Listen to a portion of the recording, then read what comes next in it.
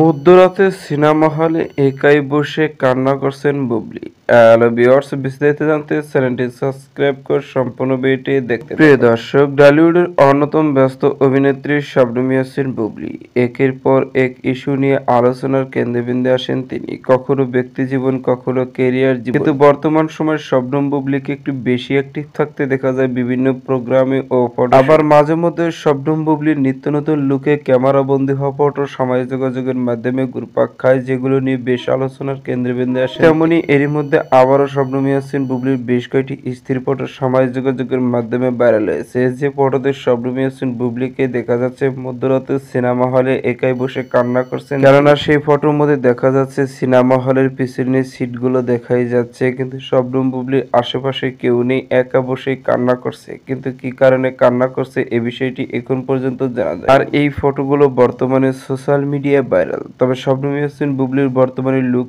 Style, getup অনেকটাই change হয়েছে। কেননা মাঝে মধ্যেই শবনম বুবলিকে নিত্য নতুন লুকে ক্যামেরার সামনে হাজির হওয়া দেখতে পেয়ে দর্শকরা বেশ উল্লাসিত পোষণ করে। তো সুপ্রিয় দর্শক, ভিডিওটি আপনার কাছে ভালো লাগলে একটা লাইক দিন। নিত্য নতুন ভিডিও আপলোড পেতে চ্যানেলটি সাবস্ক্রাইব করুন। অসংখ্য ধন্যবাদ ভিডিওটি উপভোগ করার জন্য।